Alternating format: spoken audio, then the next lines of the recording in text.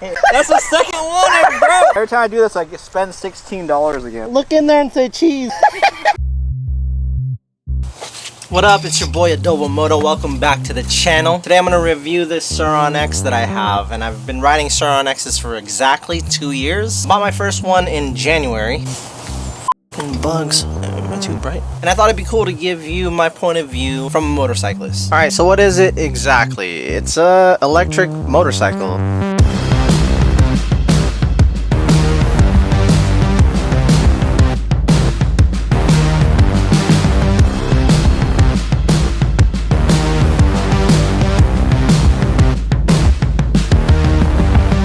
It can't be classified as an electric bicycle because it goes faster than 30 miles an hour, and as you can see, there's no pedals. It costs about $4,500 shipped to your door depending on who you buy it from. Just wanted to thank Unicycle for sending me this Surron, Emoto Bros for sending me their upgraded controller, and Powerful Lithium for sending me their 72-volt battery. This is a fully upgraded Surron, minus the suspension. I'm still running stock suspension. I'm not fat enough to maximize the stock suspension for what I use it for, but this one does about 66 miles an hour.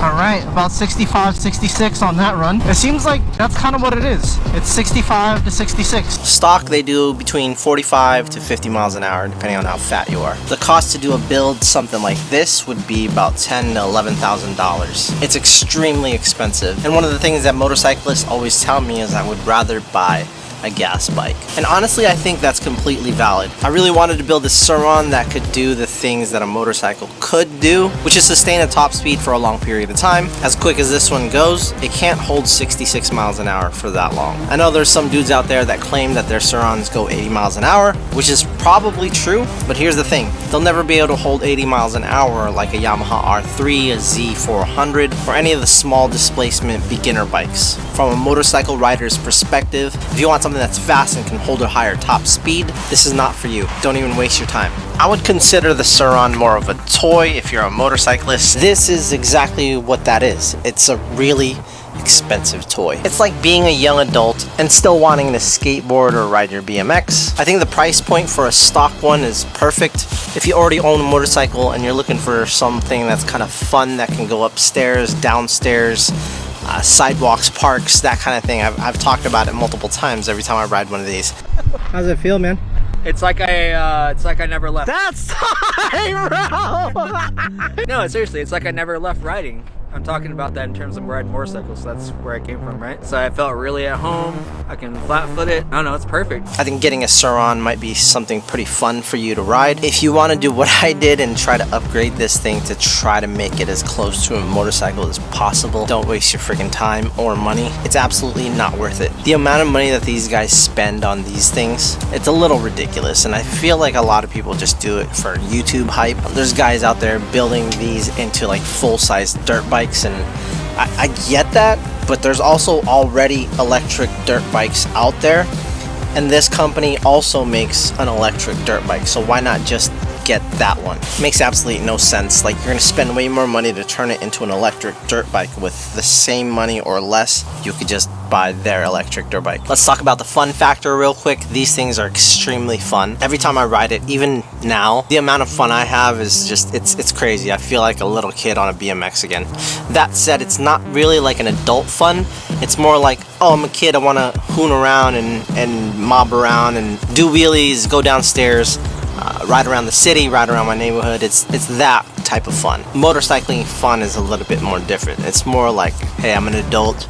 I'm gonna ride my motorcycle into the canyons. I'm gonna go to a track day. I'm gonna go for a really long ride. I'm gonna go camping. I'm gonna do everything that an adult does on a motorcycle. Being an adult and riding one of these things, you do kind of feel like a kid. You know, if you got like Peter Pan syndrome and you just don't want to grow up, or you just want to be a kid again, this is the one to get. But again, don't upgrade it. Oh, okay. He said, oh, okay. Take it down the hill. No.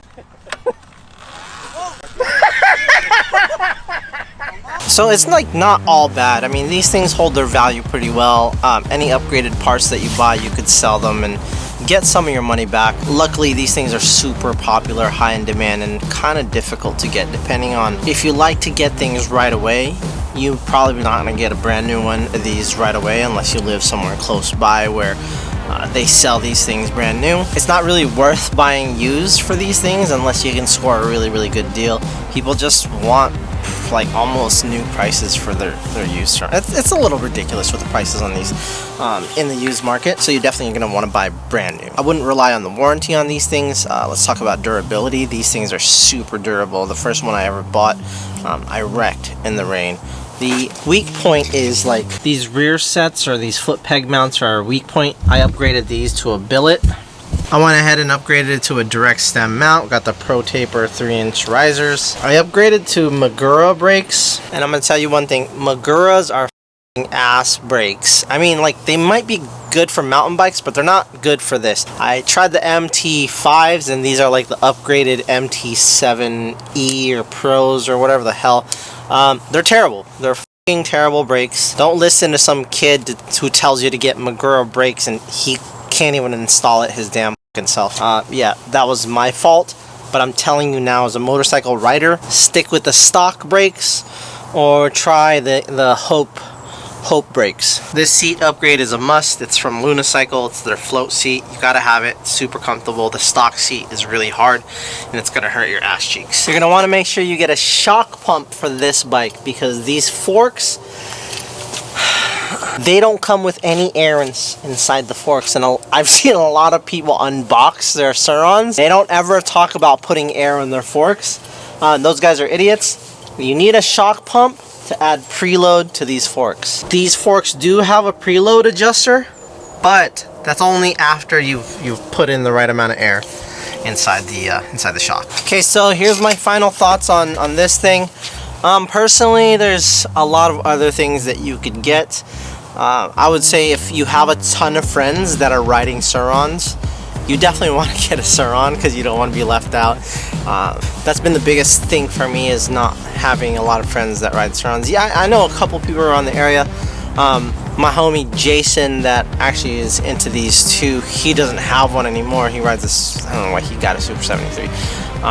But I used to ride a lot with him, and that was like super fun. It's really fun riding around with a lot of people. I love riding with my son, but he doesn't like to ride in the winter time. That's kind of when I like riding these things because I'm not out riding my motorcycle. I'm probably gonna pick up 2 more stock ones just because my wife actually likes riding it now too, and my son likes riding it in the summertime, so we'll probably like ride them around as a family during the summer. But again, it's a very expensive thing. I do have a Grom now too, and if you're thinking about a Grom and a Surron and you can't get both, I would say go back to that. Like, what are your friends riding? Are they riding Groms?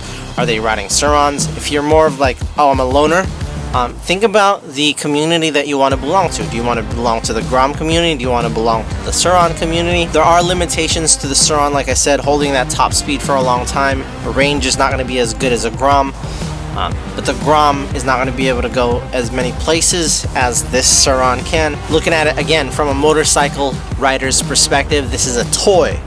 This is not a replacement for a motorcycle. This is more like a supplement. It's like having a 50cc pit bike, except it's not freaking annoying. Okay, so if I didn't have the money and I could only get a motorcycle for $4,500 or a Surron for $4,500, I would get a motorcycle before I even think about buying a Surron. I can get a Supermoto, I can get an R3, Z400.